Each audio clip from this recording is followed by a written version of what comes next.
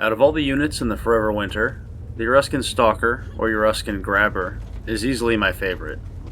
He's the most dangerous of all the units that are immune to bullets, and he also has the most complex behavioral patterns.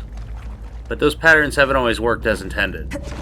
Actually, I don't think they've ever really worked as intended. Until now. To my great surprise, the Stalker's AI has improved dramatically with the newest update, and Underground Cemetery itself has also undergone some changes that I think have dramatically improved the difficulty balance of the level. The map itself hasn't changed, but they've adjusted enemy spawn patterns and also the rates at which different doors break when opened, or which spawn already broken. As always, I will focus on how and where we can trap the dog in the newest version, as well as what you can do if he's after you. There are 5 places where I have trapped the Stalker previously, shown by this map that I drew on. Thank you to whoever makes these maps, they are very useful.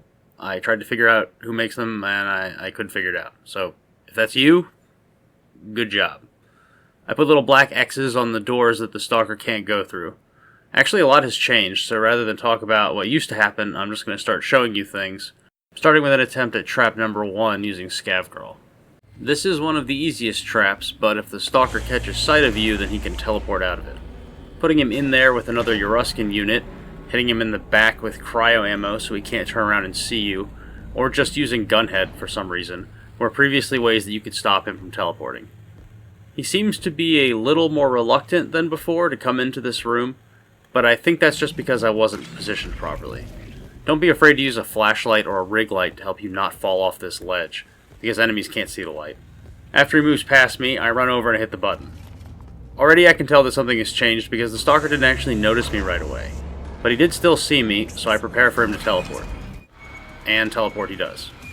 So that part hasn't changed. But wait. They're on their way. Does he know where I am? He stopped. He's leaving. The music even stopped. The Stalker can forget where you are now. It's a goddamn miracle. Oh, okay, now that I know that, we need to run that back.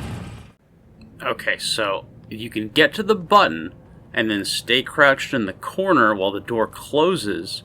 You can avoid being fully spotted. It's really close. But that means the dog will not teleport.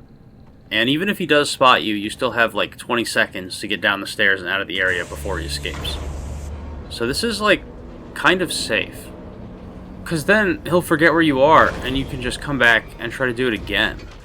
Spot number 2 used to be pretty difficult. The dog wouldn't usually go in there unless you were already in there yourself, so you had to hide inside the room, and then sprint past the Stalker and hit the button on your way out after he walked in. Hey wait, he just went in there on his own. Huh. Well damn, this trap's way easier now. Obviously it's much harder if there are other enemies in this room, but still, that was free. Before I talk about Trap 3, I'll go over what happens when the Stalker does see you. So he's much slower to notice you than he was before. I've even had him walk right past me a few times.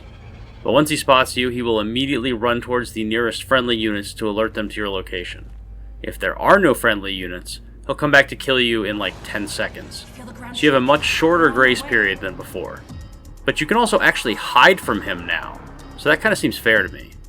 However, units that he talks to get your exact location and swarm you alarmingly fast, so leaving is usually still a better strategy than hiding. His pathfinding has been greatly improved, so you are no longer safe on top of any of the piles of corpses, but you are still safe on top of the double-stacked crates in the hangar. Also, he still can't transition from the lower flooded room to the stairs, he has to go around. IEDs continue to be pretty worthless because the game treats them as a source of direct damage from you to the dog. So if the dog hits an IED you planted, he will instantly know where you are.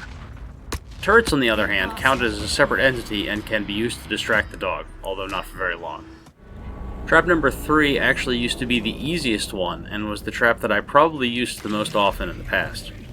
This is no longer the case. Trap 3 still works, but the tweaks to enemy and door spawns have made it so that it almost never is as easy as it used to be. It took me 3 or 4 runs to get this trap to work in 0.3, and it ended up being way more effort than it was worth. In order to accomplish this, I had to first get shot in the back by Euruskans to close the first door on the dog. And then when I went around, I found that the other door was already open and that the dog had gone out the other side. So I had to wait for him to come back while evading detection by more Euruskans, one of which followed me, so I had to beat her to death with my bare hands to avoid being heard. Then I jump off the walkway to close the door from the inside and run off to avoid being riddled with bullets. But they follow me, so I have to jump up into the area behind the locked door and slowly kill them all with my surplus weapons and by using my own teleportation abilities to assassinate them through the floor. Then I was finally able to go about my business. Maybe I was just getting unlucky, but this trap definitely seems to have been nerfed for being too easy. Trap number 4 is one that I have done before, but I've never really found a consistent setup for. Like with Trap 3, I almost never see the doors in the ideal orientation for using this spot. Either one side or the other always seems to be broken.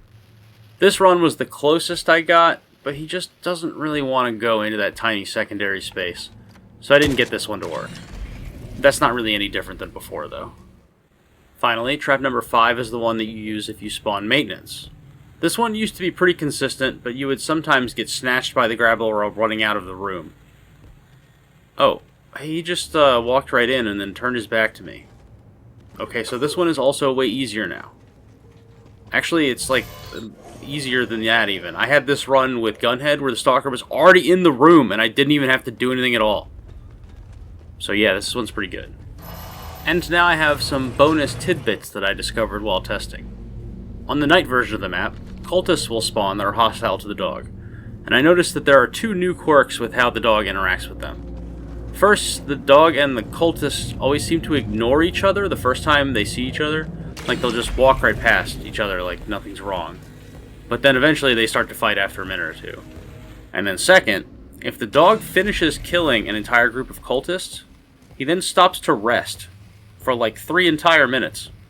The first time I saw this, I thought he got stuck on something, but no, it seems like he just kind of likes to bask in the afterglow of his murder spree. After the 3-ish minutes is up, he resumes his normal pacing. Another strange thing I noticed is that if you shoot at the enemies in the hangar while you're up above the door and then hide, all of the enemies will go into the sewer pipe to try to find you. I am not sure why this is happening, and I don't think that this happened before, but this is a potentially exploitable behavior. Also, another strangely consistent behavior I noticed, that is if you stand on top of or behind this pipe in the Trap 3 tunnel and let the Stalker see you, he will teleport through the wall behind you and into the next hallway. Again, I don't know why this happens, but it's kind of exploitable, and it also seems to happen semi-consistently. The fixes to the Stalker's attention and tracking make Underground Cemetery much more viable for the less tanky characters than before, but I still did do a bit of testing with Gunhead to see if he retains his advantages. He has, and I also found that my Gunhead picked up an extra perk from having leveled up. Now that I have more than 2600 health, the dog actually has to hit me twice before he can grab me. Also, I had this happen once. I don't know what this is.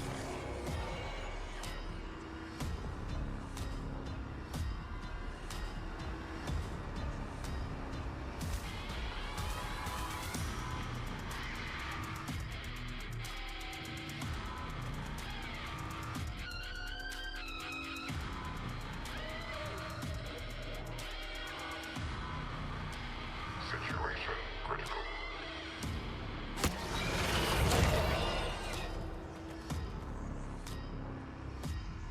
Stay safe out there, scavs. And remember, stick to the shadows.